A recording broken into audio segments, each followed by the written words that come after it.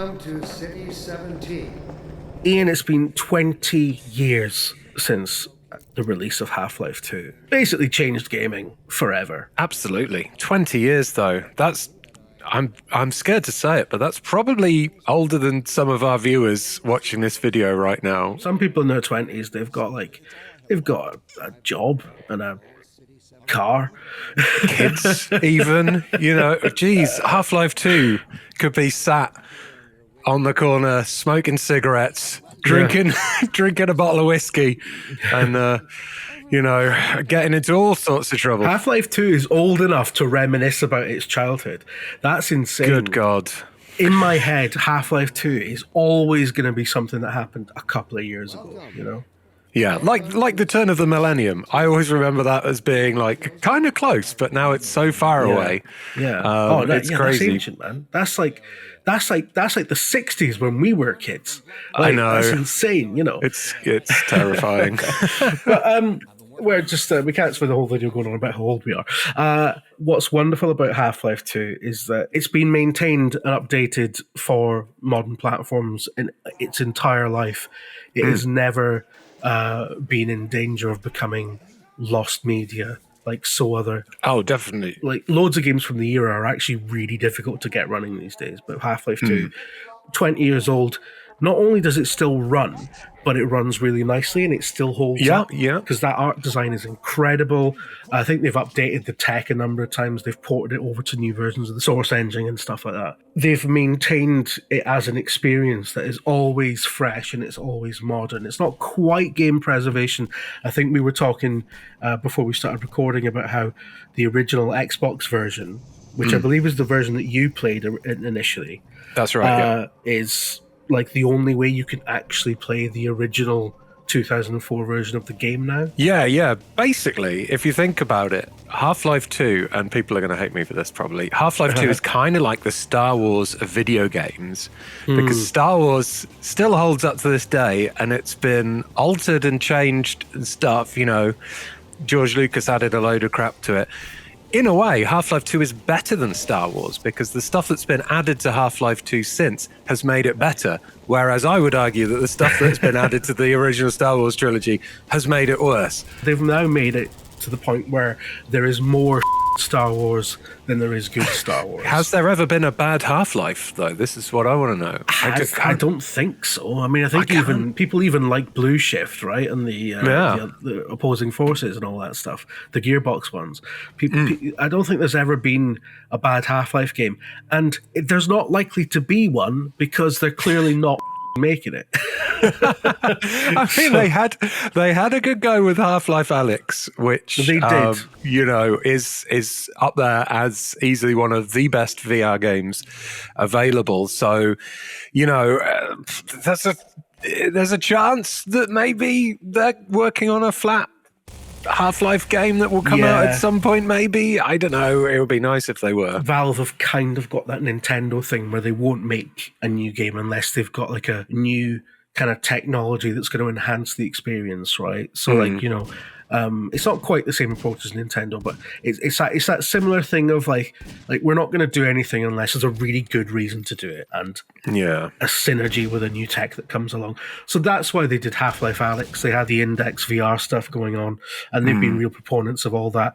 They did a new sort of Portal tech demo thing on the Steam Deck. I mean, technically that's in the Half-Life universe. Yep.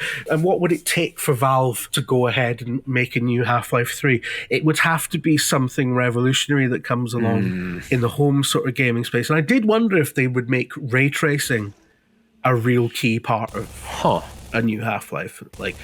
Because nobody's ever sort of done ray tracing as an actual gameplay thing. And I think there's a lot of ways you could do that. I always use the example of like a stealth shooter where you have to keep an eye on reflections and stuff to know where your enemies are. That kind of thing.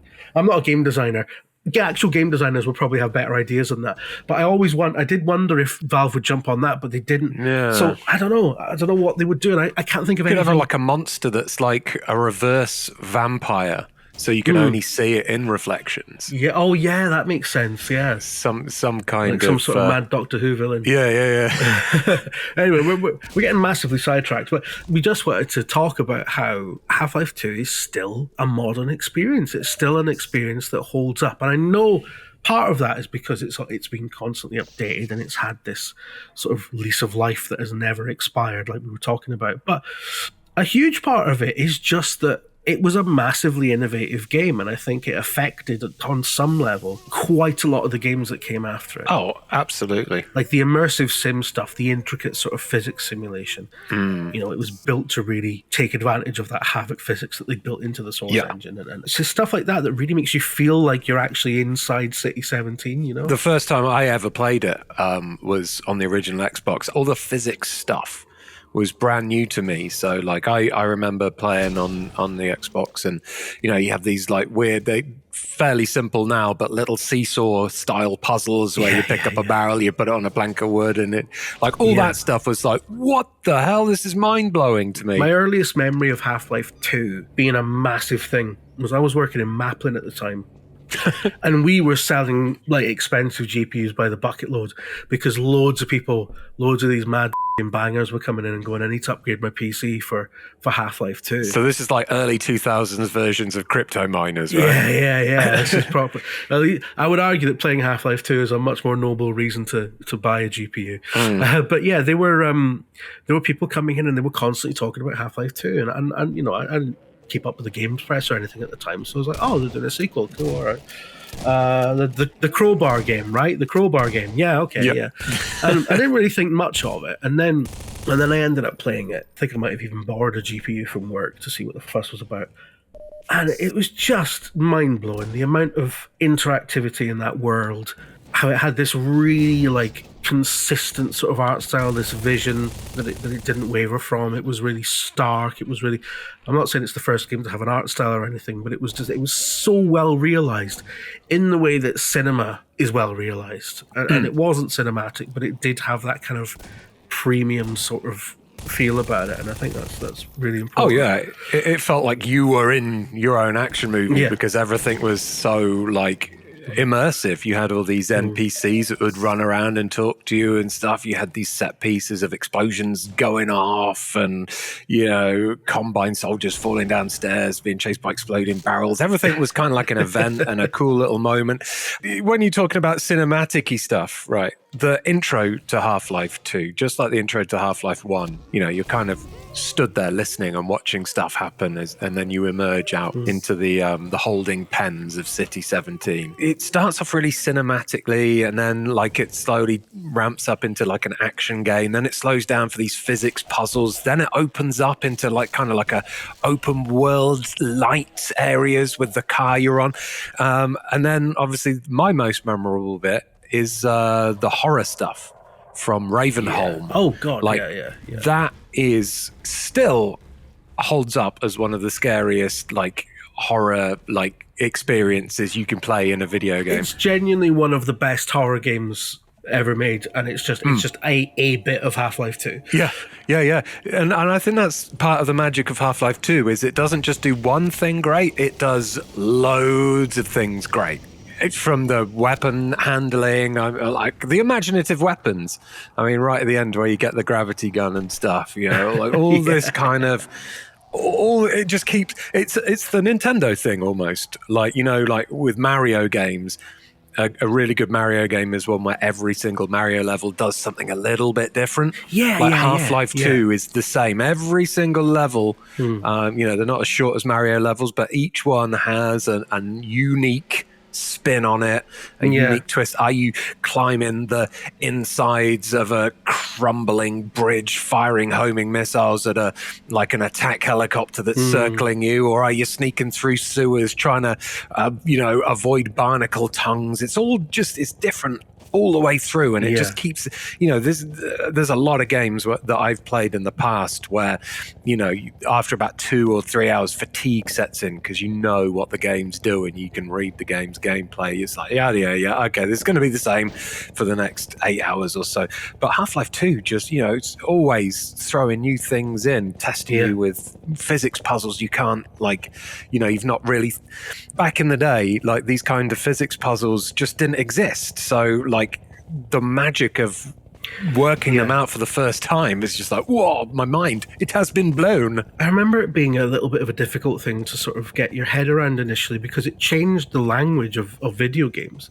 Because up until that sort of time, you were always trying to do something that was prescribed, right? There was always a set solution to things in anything that had any kind of sort of puzzle.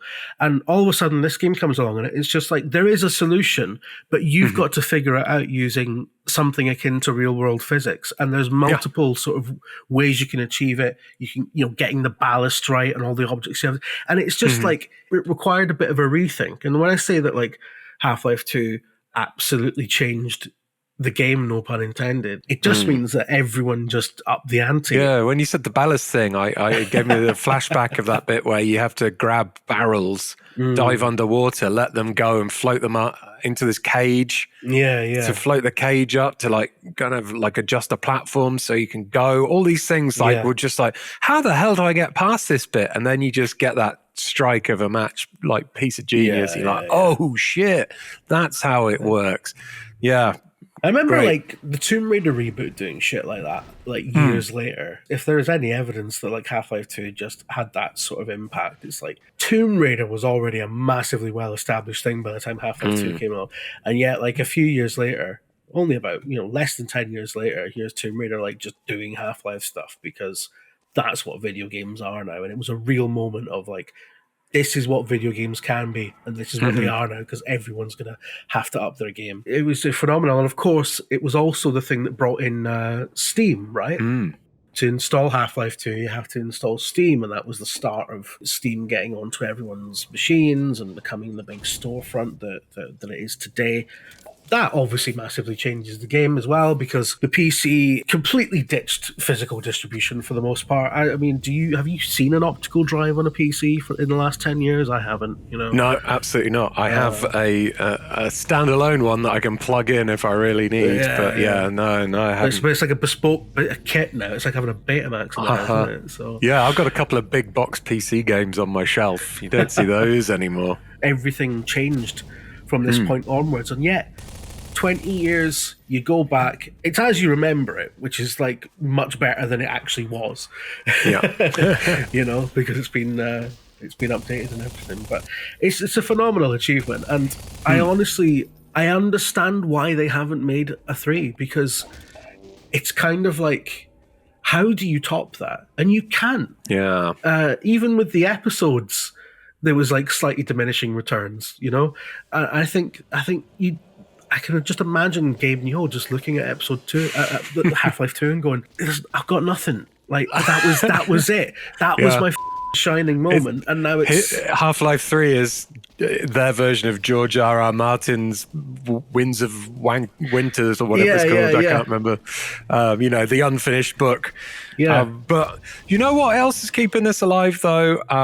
You were talking about Steam and everything. That brought Steam alive. And then Steam Workshop is also keeping this alive because, of course, you've got this massive modding community that, is able to mods Half-Life 2. Probably a lot of the visual updates and upgrades may have even been born of things from Steam Workshop. I recently, a year or so ago, I featured on VR Corner a mod, a flat to VR mod, which was done by a group of modders, but it was done so well that Valve gave them the official nod to release it officially. And now it's it is a free downloadable flat to VR mod for Half-Life 2. That's so I was going to ask you, when was the last time you played Half-Life? Because I played it recently through in VR, and as a VR game, it holds up really well as well. Almost almost to the standard of Half-Life Alyx, which is like bespoke VR. Yeah, that's insane.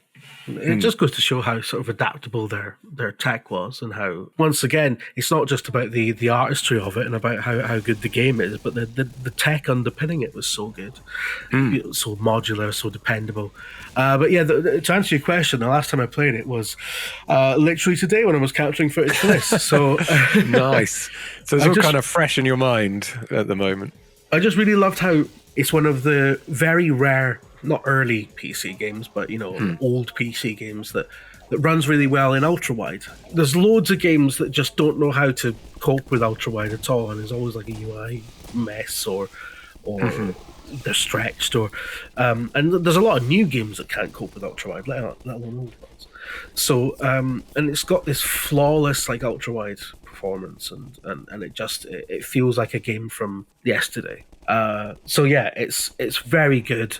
It's still very good, and I think, God, it's probably a good time to revisit it now. 20 years. Yeah, I mean, there are a lot of people out there who probably have never even played Half-Life 2, and I would just say to you, if you're one of those people watching, that you should get it. If you have a PC, give it a go, because like it absolutely holds up to this day, and you can see why people hold it in such high regard. It's the video game equivalent of Bill Haley and his Comets, man. It's like they invented the teenager. It's that big.